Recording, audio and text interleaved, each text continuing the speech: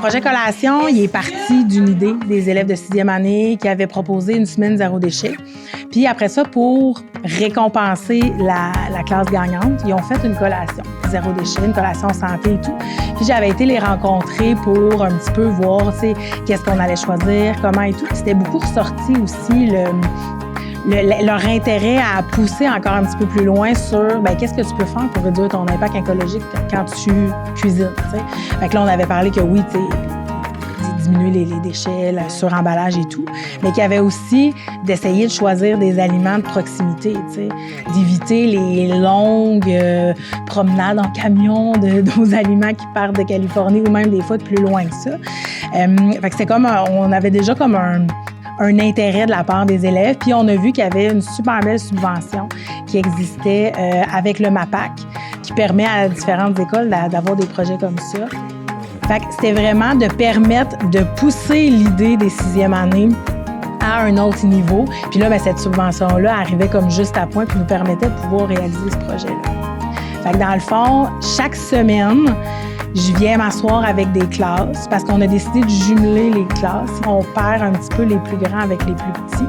Fait que là, la première semaine, je les rencontre. Puis là, on parle un petit peu, de c'est quoi notre impact sur l'environnement quand on mange et tout, c'est quoi les choix qu'on peut faire.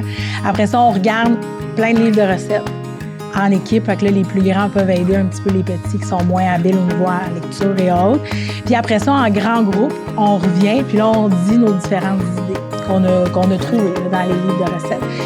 Avec cette fois-ci un œil plus critique, où là, on va se dire, bon, quand on va regarder la liste au tableau, on va dire, bon, OK, mettons des muffins aux bananes.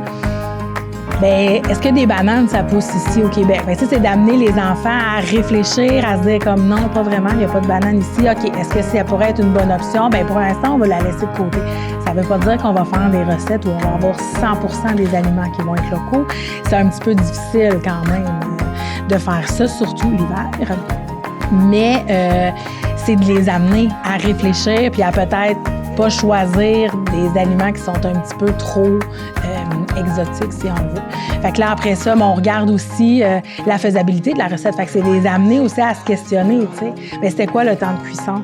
Est-ce qu'on a besoin de laisser reposer pendant 12 heures la recette? T'sais, des fois, il y en avait, mettons, des brioches. Ah, super, ça serait une bonne idée, mais des brioches ou du pain, c'est un temps de repos. Là, moi, j'ai maximum 1h30 de temps avec eux, fait qu'on peut pas, tu sais. Fait que c'est de les amener un petit peu à réfléchir, à se questionner sur les choix de recettes et tout, puis toujours en leur rappelant que tous les choix de recettes sont super bonnes. Je veux pas que les élèves soient déçus, mais juste qu'ils rouvrent des livres de recettes, qu'ils s'intéressent à ça, puis qu'après ça, ils potentiellement ramènent ça à la maison, tu sais. Puis se disent, hey, aujourd'hui, on a regardé des livres de recettes, on a choisi des recettes. Fait que ça, c'est notre première rencontre où là, on choisit la recette. Je leur explique aussi les règles d'hygiène parce qu'on s'entend qu'on cuisine pour toute l'école.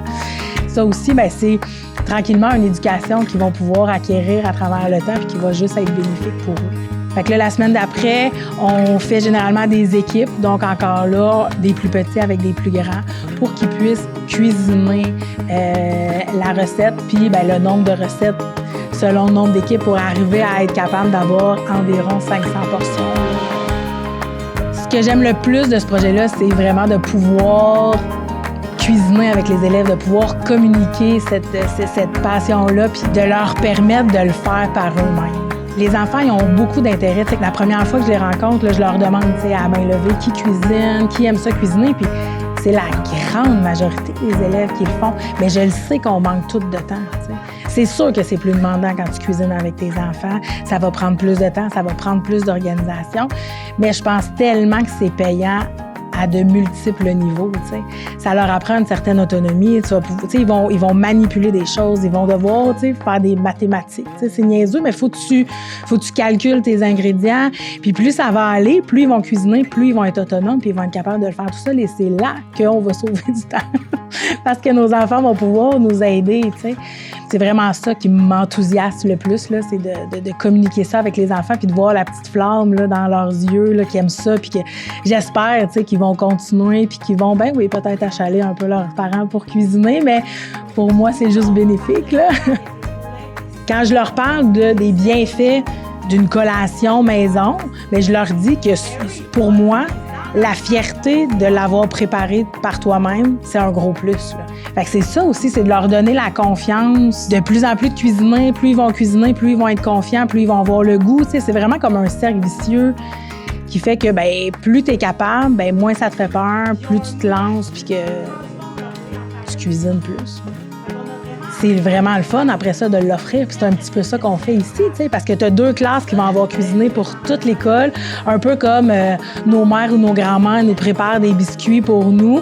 Bien là, c'est ces élèves-là qui ont cuisiné pour tous leurs amis. Puis après ça, ils s'en parlent. Tu sais, tes enfants, après ça, à récré ou autre, dire « Ah oui, c'était vraiment bon » ou « Ah, moi, j'ai moins aimé ça ». Puis c'est correct aussi, tu sais, c'est de développer leur goût par rapport à différentes recettes et tout.